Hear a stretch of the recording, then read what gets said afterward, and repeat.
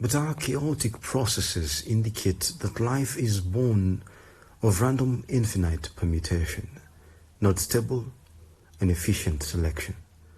What if we are but a spontaneous regeneration?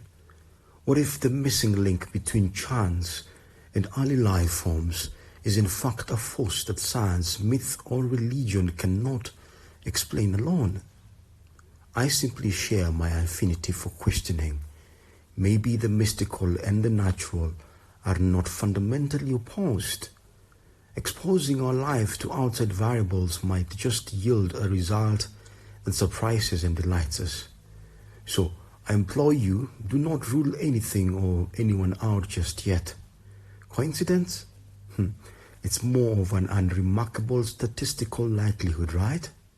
Sometimes I think, from my personal history, that my life does not mix well with outside variables, and the results are reliably futile. Someone once told me I was broken. Sigh. Maybe they were right. I'm best alone. Yet, more and more, there is no denying that love, opening ourselves to it, losing it, falling short of it, makes us vulnerable to hurt, but also grants us chance to experience it, to experience life more. When the cancer recurred, I refused treatment for a while, choosing a silent DNR instead, waiting for the illness to eat my body to death.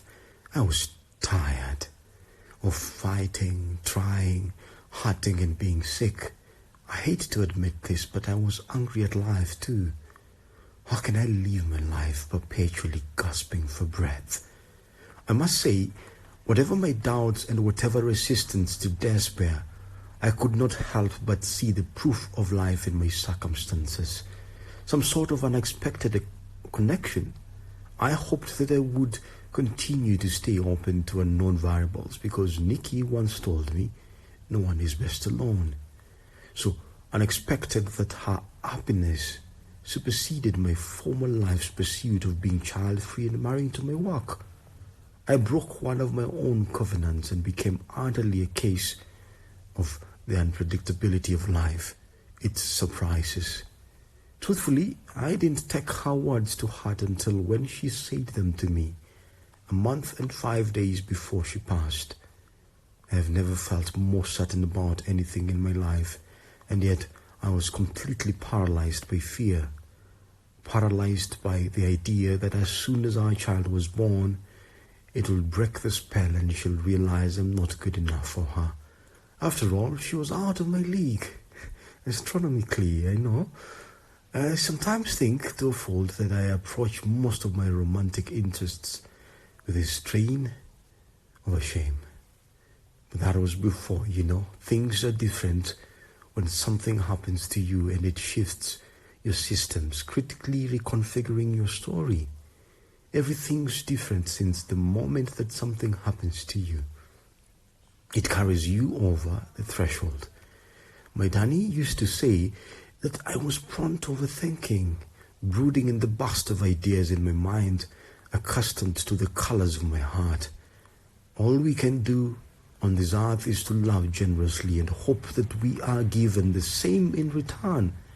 None of us is perfect. How do you continue to love him, Francis, years after years? But he's just memory, and sometimes as a child, so different and yet so near and close. In order to truly love and be loved, you must love all of someone and all of yourself, including the most difficult truths about self and about them. Perhaps especially those truths. She would add, I thought about miracles a lot, especially when I was writing my book, which coincided with the time when I really needed some answers about my life, especially from my grandmother. Only she would answer them, but she was more than 3 years in with early onset on dementia, and our family was devastated after Freddie died. I wished for something to restore my original hope from wayward cells ravaging through my body. The timing of this deeply seated searching was a curious one. I thought about Agatha Christie's when coincidences start happening. They go on happening in the most extraordinary ways. Believing that I could rise again from my ruins was all a beautiful idea to aspire to. Coming from my family and friends, unfortunately, I feared for me it was different. I had spent a lifetime hiding the elements of myself. I was terrified to think that anyone would have to witness my defects, especially someone I care so deeply about. I wasn't spared from the worst parts of me. Life became salt in corroding wounds. I realized how hard it is to say aloud the things that we can barely say to ourselves. I felt like I had lived several lives since my cancer diagnosis, and yet how much of my story remains untold, barely even known by me.